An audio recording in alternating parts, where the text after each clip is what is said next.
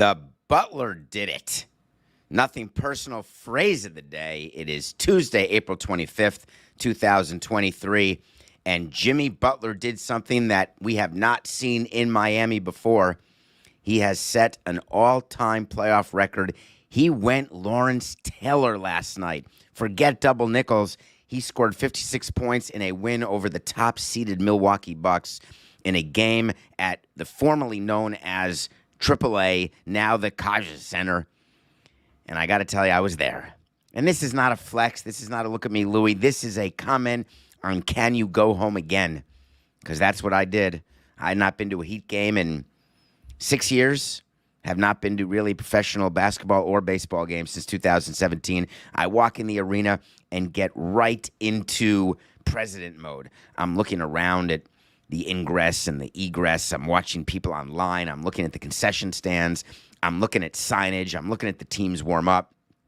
I'm watching how the referees are dealing with certain things on the court, off the court. And the Bucks are consistently winning the game. The crowd is looking for reasons to get excited. They've been doing white hot in Miami for years. I used to take playoff games in from the front row, Spike Lee seats. Not that I paid for them. It was part of the deal when Jeffrey Loria bought the Marlins from John Henry.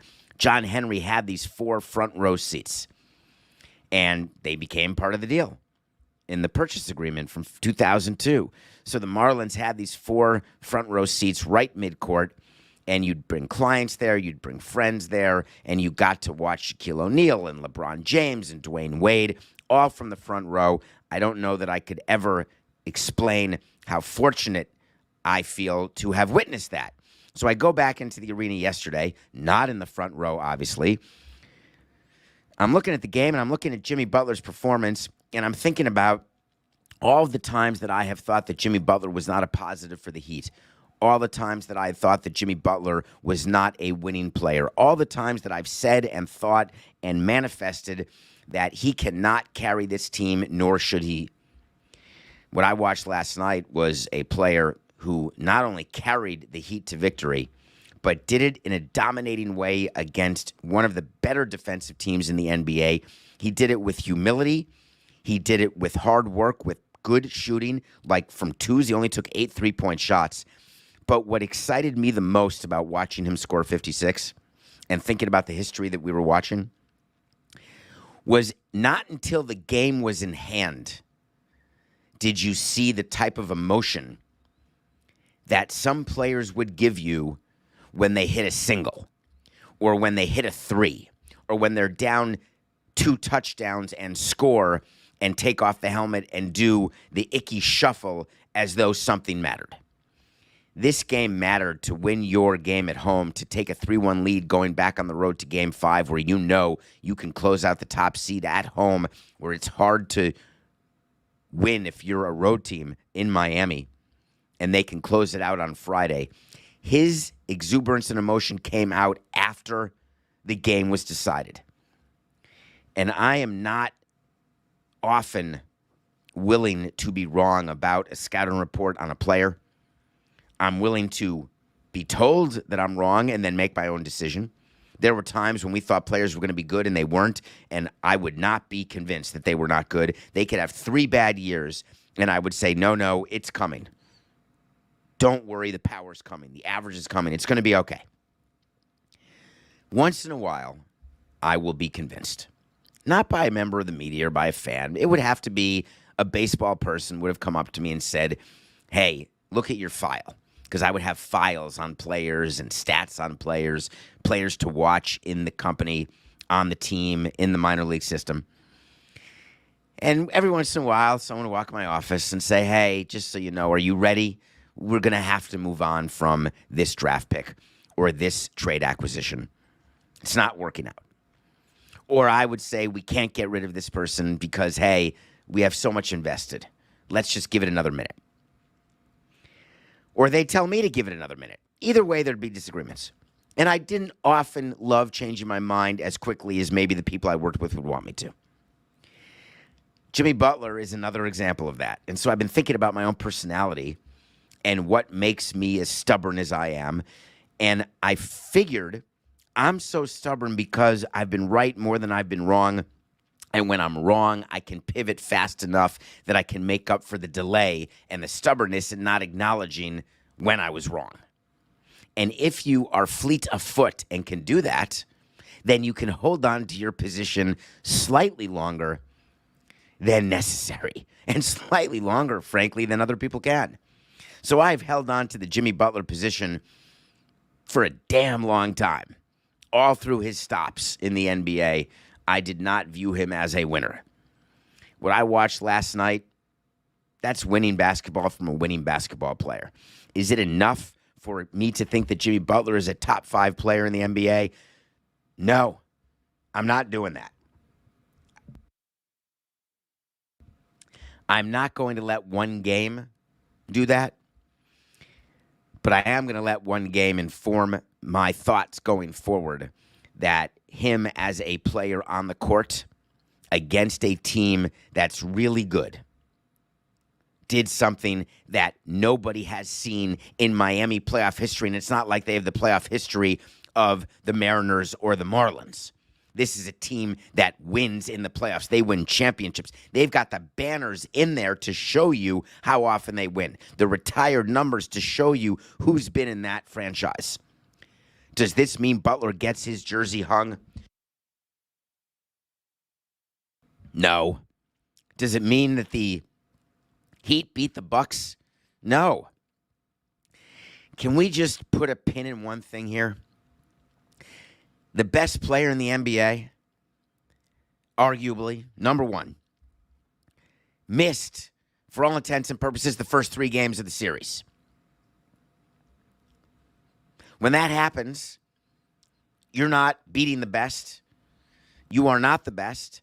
But it doesn't really matter because if you win 4 games and there's a bunch of injuries, no one remembers, and you beat the number 1 seed. But Giannis is going to play Game 5 and 6 and 7. So you better get Friday's game. If not, you're not going to get the series.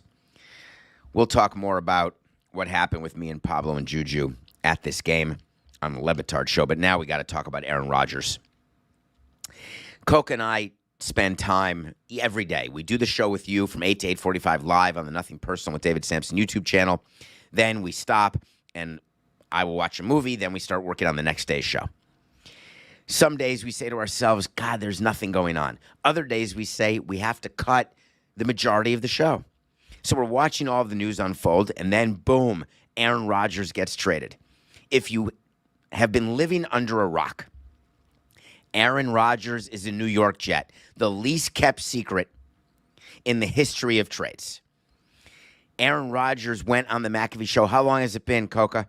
When did he go on there to announce that he has taken his talents to the Meadowlands?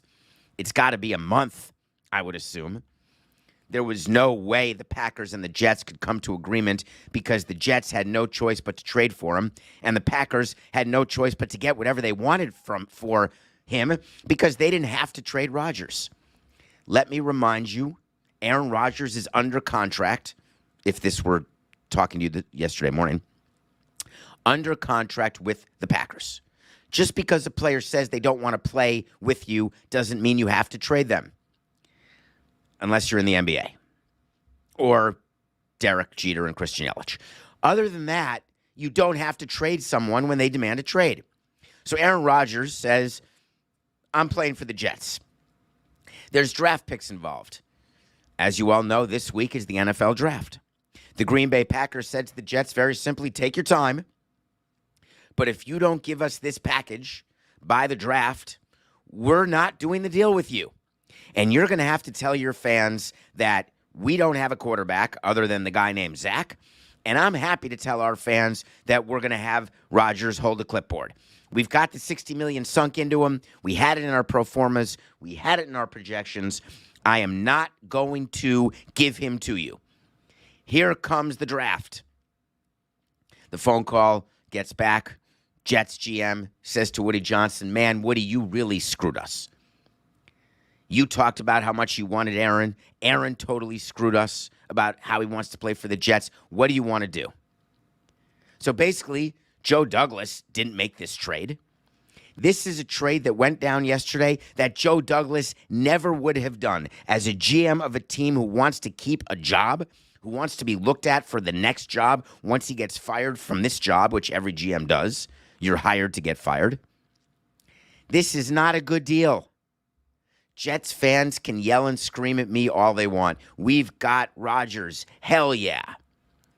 Well, you also did a first-round swap. You also likely gave up another first-round pick if he plays 65% of the plays. Plus, you gave up 2. I'm just wondering here. What about Aaron Rodgers makes you think that he is the Super Bowl MVP, the 4-time MVP, the 10-time Pro Bowler, all the accolades? Do you think you're getting Aaron Rodgers in his prime, or Aaron Rodgers mailing it in, not wanting to be on the Packers anymore, but wanting his $60 million? What makes you think that Aaron Rodgers is going to be better for your team than Mike White was, or Zach Wilson could be? Pedigree? Name on the back of the jersey? I'm in. If you think that that is what wins you football games, then you sit down today and say the Jets did the perfect deal.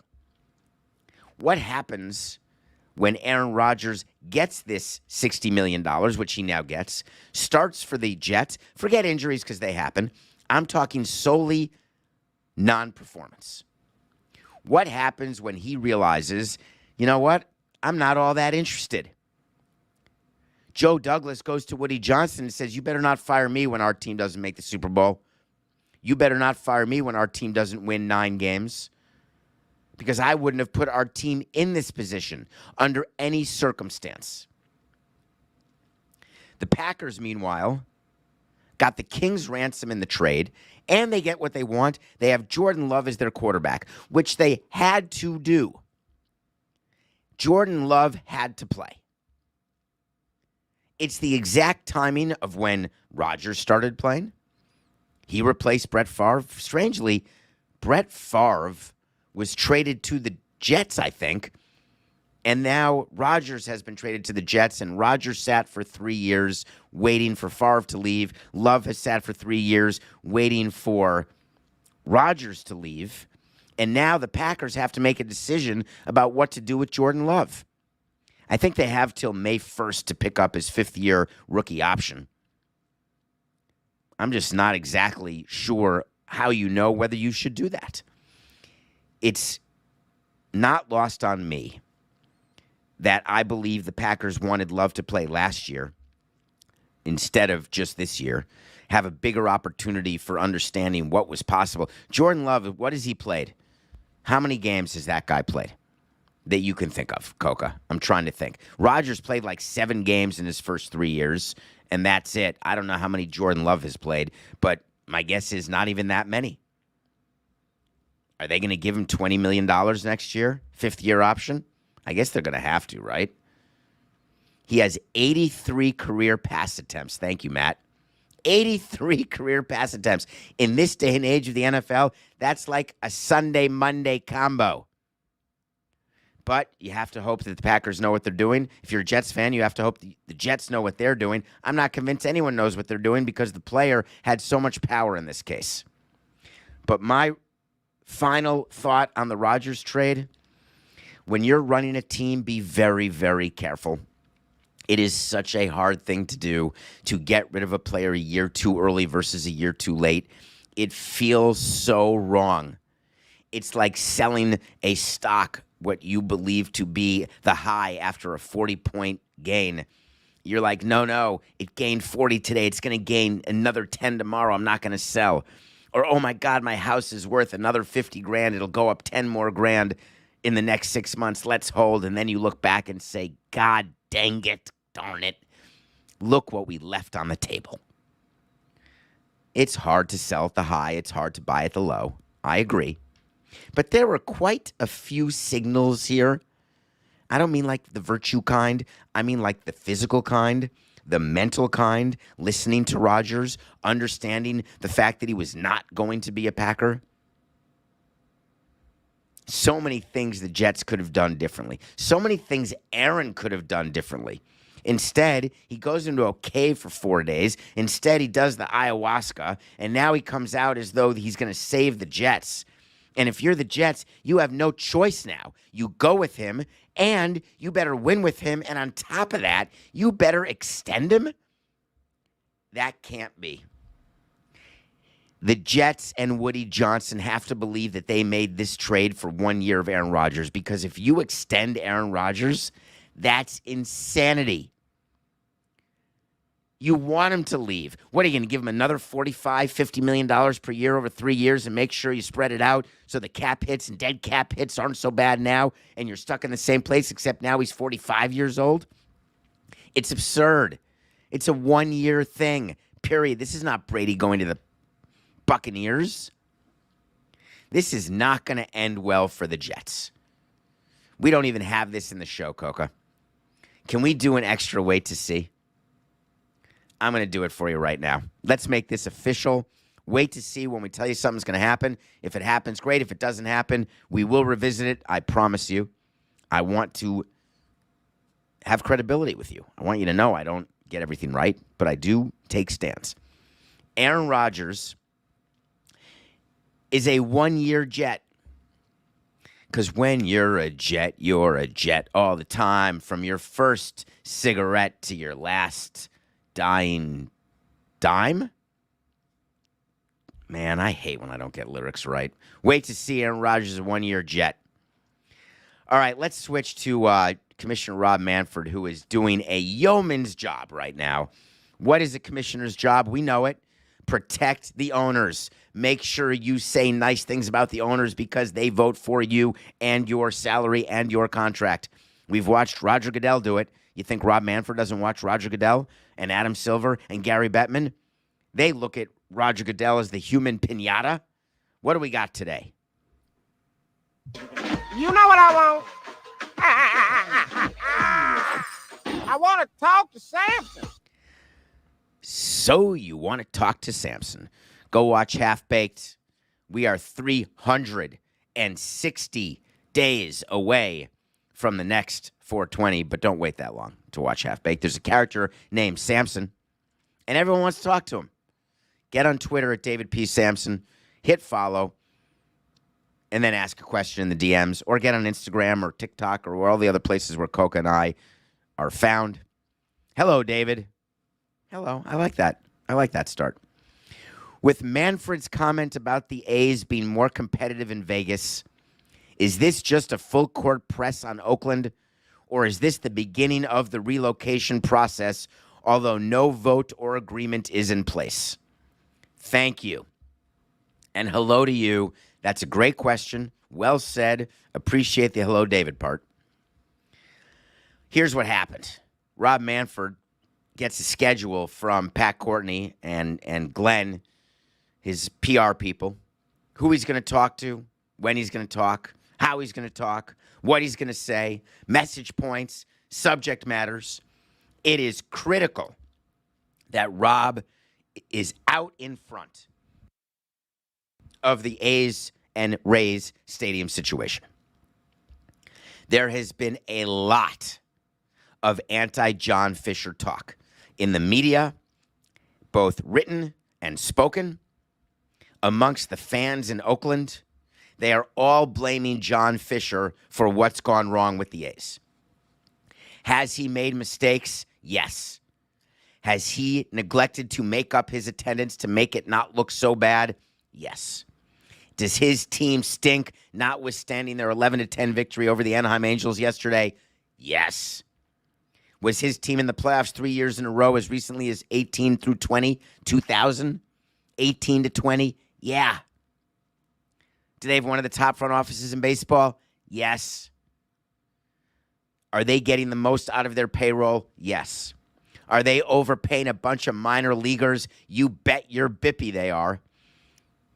There's a funny one for you. If I get one more DM about how rude it is that I don't want to pay minor league players more, one more, I'm tired of it. They're not going to make it. 95% of them are not going to make it. and they're getting paid money to be professional baseball players. If you're not emailing and texting and DMing John Fisher right now and saying, "Dear John, my name's Channing Tatum, and I'm in love." Sorry. Isn't that a movie, Coca? Dear John with Channing Tatum. Dear John, I would like to thank you so much for paying these minor leaguers $720,000 a year. They're the highest paid minor leaguers in the world. Why would he put money into Oakland Alameda Coliseum? You've got to show the world, which they now know, it's a dung hole. What has Fisher done differently than other owners who have wanted stadiums? He built the team up thinking the new deal would get done in Oakland. It never got done. We did the same thing and had to do a Cabrera trade when the stadium didn't come fast enough.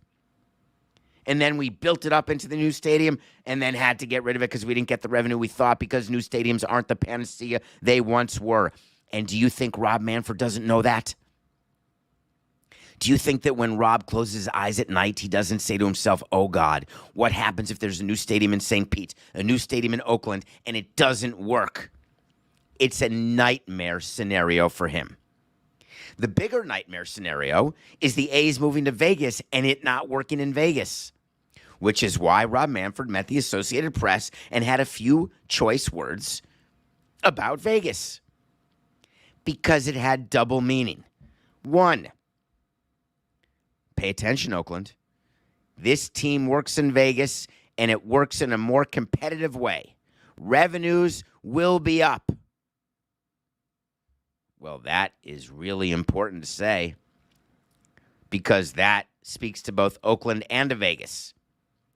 It speaks to the other expansion cities. You better make sure your bid is strong and high because we like Vegas. Of course, Rob's talking points to the AP editors is going to be about how good Vegas is. But at the same time, he has to pimp for John Fisher. I wanted to say not pimp. That's not the right word. Is it stimp? Is it he wanted to stump? Is it stump? Can I say that? Is that one of those words like you can't say anymore? I actually don't know the answer. I have to get a list from Coca from time to time of things I'm not allowed to say. Not because I'm a boomer, because I'm old, because I'm white. Who can keep track? So Manfred had to say, hey, don't be angry at John Fisher. What did he do? The government doesn't seem to have the will to get it done. For the city of Oakland to point fingers at John Fisher, it's not fair. We have shown an unbelievable commitment to the fans in Oakland by exhausting every possible opportunity to try to get something done in Oakland. Unfortunately, the government doesn't seem to have the will to get it done. I've been in the room. The government does have the will to get it done. They don't want to be recalled. The government does have the will to get it done. They want to get the best possible deal they can and not get taken advantage of and made to look like fools. But Rob has to say this. You have to say, I'm sorry for the fans. You have to say it's not the owner's fault. You have to say the government is not cooperating. And you have to say the place where they're going is going to be a dream. It's relocation 101. No, it's not. It's relocation 103. 101 is standing up and saying, hey, I'm going to go visit other cities with a cowboy hat.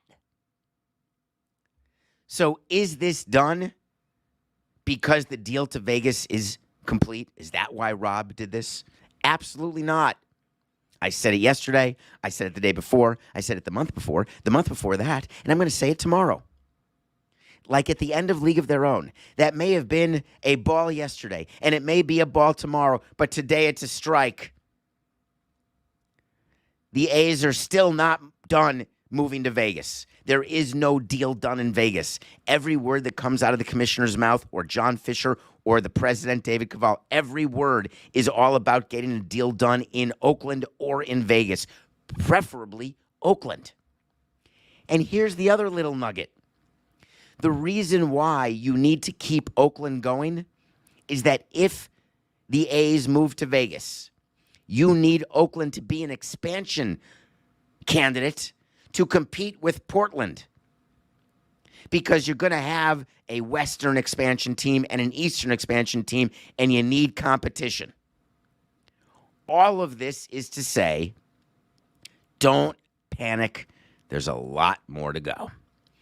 All right, Coke, when we come back, we're going to review the new movie that just dropped on Apple that I just watched yesterday with Chris Evans and Ana de Armas. And then we're going to talk about some stuff that's going on in our country, because it is certainly worth mentioning. Yesterday was quite a newsy day, both in sports and in the world. We'll be right back.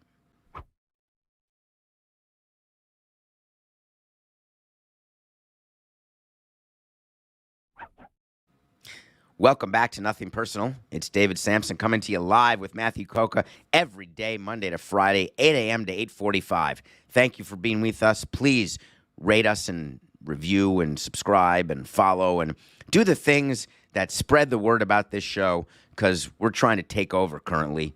We're doing a hostile takeover right now of the new studios for the Le Batard Show. Here we are. What did I watch yesterday?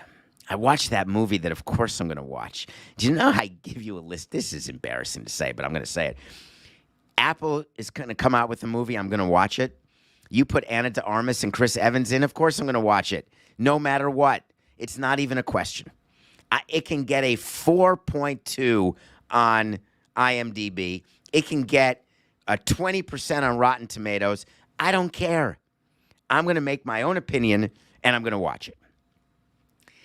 Dear Apple, I appreciate your effort in casting Chris and Ana.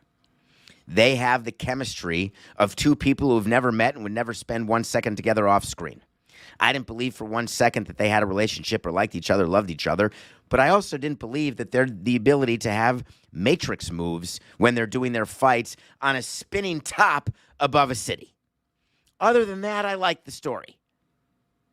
You put Adrian Brody in there, and I'm thinking, you got some gravitas, some acting gravitas, except he played like Dr. Evil. It was a caricature of a villain. There was not one performance I bought, not one performance I liked. It was pretty. The movie was pretty. Good-looking men, good-looking women, everywhere. I've never seen more good-looking people in a movie. Of all colors, shapes, sizes, genders, everywhere. There's something for you, for you, for you. What's your preference? We got that. I love that. Representation in all the movies. There'll always be something good. Here's the thing that you really want to be good. Like the script. Like the feeling that there's something to play for. I didn't feel that at all. Ghosted. I believe that's what you should do to this movie. I saved you the 2 hours. You might as well not respond. And God knows I know what that's like. Ghosted is a straight terrible. Moving on. Paul Silas' son got fired. Paul Silas, rest in peace, just passed away. Loved watching him play in the NBA. His son, Steven Silas, coached the Rockets. Steven Silas had a chance to turn that team around, bring them back to the Phi Slamma Jamma days. I know they weren't the college team, but they did have Drexler and they did have Olajuwon at one point. They have a new coach. Guess what his name is? Ime Udoka. Pay attention out here, Le Batard folks who are having your pre-show meeting. When I talked about Udoka, can you hear me in the control room, Coca? I've talked about Udoka. May have gotten me in trouble. He's back. He is the head coach of the Houston Rockets. The guy who was so successful with the Celtics and then got fired because of an inappropriate relationship and potentially some sort of extramarital curricular activities. Unclear. All I know is that it was enough for him to get let go by the Celtics. He served his time, 1 year, and now he's back. Do you think that this is a coincidence? I'm just curious. Do you think that there was an agreement amongst teams We are going to let him be for 1 year. Try to get some distance between what happened in Boston. But at the end, we know that owners want managers and coaches who are winning managers and coaches, like A.J. Hinch got back with the Tigers after his suspension. Alex Cora back with the Red Sox after his suspension. Are you shocked that Udoka is going to be wearing red next season? The reason I am not is that when we are looking at managers to hire, we get a dossier. Not the Steve Boris death file. Steve Boris, come on. Are we live? Damn it. 469. Not the Scott Boris death file that he claimed to have at Jose's funeral, which is a bunch of horse hockey. Not that kind of file. I'm talking about that we get printouts from people in the baseball department, and we get printouts from people in the PR department. Printouts, sometimes even of lawyers who we'll hire to do some investigating. We'll get an idea of who we're hiring, of who we want to hire, who the candidates are, what they've done. Here's a little hint, folks. Please scrub your social media. Please. We're looking. You can do it. Go back all the way. All the way. Take out those bong rips. Take out those cultural appropriation photos. Do it. We get a list. Sometimes the owner says, my name is Pierre, and I don't care. Doesn't matter to me what that guy's done. We're hiring him. I don't care what he wants. We're hiring him. That is what Tillman Fertitta did with Ime Udoka. It didn't matter any off-the-field issues. It didn't matter whether or not the NBA wanted him back after a year or not. What mattered is that he has watched his team not do anything. And when you are an owner, whether you are beloved or not, and no owners are, whether people think you care about winning or losing and they think you don't, they do. No owner wants to lose 100 games in baseball. No owner wants to go to that lottery every year. Strategically, once in a while, I'm in. But time after time, Cyndi Lauper style, no. In basketball, as in football, not as much in baseball, the coach does matter. Your salary cap matters. The room that you have, how you're going to use it. Putting together a team in the NBA, you can turn it around. It doesn't have to be like Sacramento, where it takes forever. There are opportunities to do it faster. When you become a coach of a rebuilding team, the odds are very good you will not be the coach to see it through. You've seen it time and time again in sports. We need somebody to hold the fort down while we put ourselves in position to win. And when we're in that position, we're going for the king. Is that what Tillman thought, that Udoka's the king? He certainly had a decent run. Is he any better than Nick Nurse? Nick Nurse actually got a title. It's going to be interesting for me to watch this and what the Rockets do. But it shouldn't be anything other than normal for you to know that owners are interested, wait for it, in winning and money. And not in that order. But money first, winning second. I don't see anywhere. I'm going to have to go down a few fingers. Let me get all the way to my 10th finger. That's not a good guy off the court.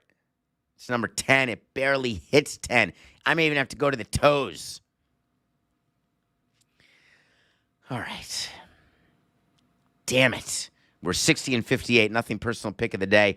Did the Bucks cover the 5.5-point spread last night, Coca? What was the final of that score? Do you remember? I can't remember. I think the Bucks may have lost to Jimmy Butler and his 56 points on 19 of 28 shooting. So we lost that. Chris Sale is back, baby. Oh, wait a minute.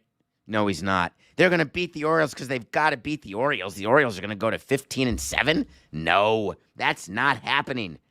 Hold on. Let me just check something while we're talking. Let me just put on the glasses and see. Yeah, 15-7. Red Sox, last place at 500. Crikeys. 60 and 58, we went 0-2. We got 2 more picks for you. One of them is a parlay, Coca. Can you tell me how this one's going to hit?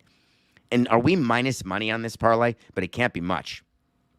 The Denver Broncos and the Phoenix Suns play tonight. Try to finish stop. 12, 9, 6, 8. The Denver Nuggets are trying to close out the Minnesota Timberwolves. The Phoenix Suns are trying to close out the Russell Westbrook-led, Kawhi Leonard-absent Los Angeles Clippers of Anaheim. They're both going to close it out. And I've got an even money line parlay where I'm laying 270. Denver wins, Phoenix wins, series over. We're laying 270. I'm like that, and I like it. That's the first pick of the day. The second pick of the day is about the Tampa Bay Rays. The Tampa Bay Rays are not heavy favorites, only 175 over the Astros. Tampa Bay Rays are 20-3. I don't know if you're paying attention. They are the best team in baseball. I'm not sure if you realize that the Tampa Bay Rays just won their 14th straight home game, which may be a record. Their start, I think, is the third best start of any team ever, like since 1900, not even the modern era. Side note, watch for that when people are giving you records and they say that is the most blank in the modern era. There's definitions of that. I like all time. Like bring me back to the 1880 Pippi Longstockings. I want to know the entire history of baseball over 150 years. Who's done what? Well, guess what? Only 2 teams started 21-2 ever. And the Rays started and have started 20-3. They're going to go to 21-3. Rasmussen, there's no hole in that rotation. I was doing Tampa radio this morning with Miller and Moulton, and we were talking about this. There's no hole in the lineup. There's no hole in the rotation. It's a different person every night. They don't have one weakness. How do you beat that? The Astros are playing better, but they're injured. They sent Yordi back. His neck hurt, thumb hurts. They've got some injuries. Rasmussen and the Rays over Garcia and the Astros. Those are the 2 picks of the day. So yesterday we're doing a show live, and then we did Levitar live for a bunch of hours. And word kept coming out about different news, and I just wanted to touch on it if that would be okay. Tucker Carlson was let go by Fox. Don Lemon was let go by CNN, all within what felt like an hour yesterday. The Don Lemon firing has been in the works for a very long time. The Tucker Carlson firing came out of nowhere.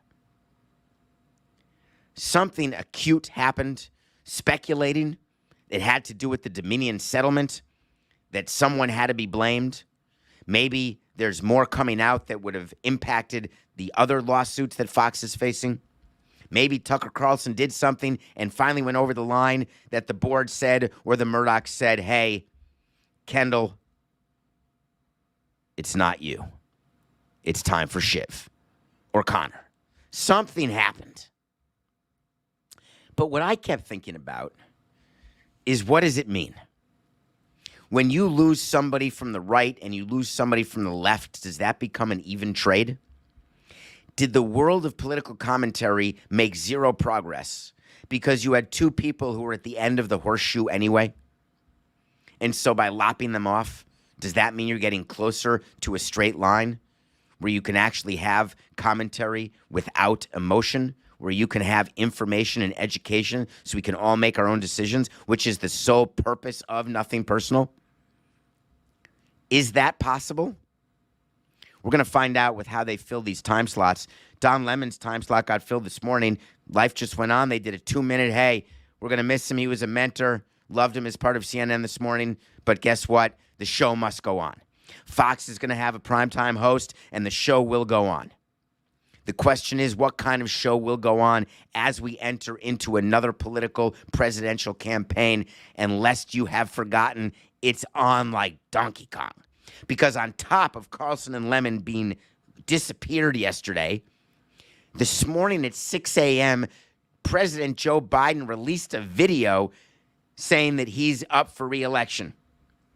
The one-term fixer has decided to run again.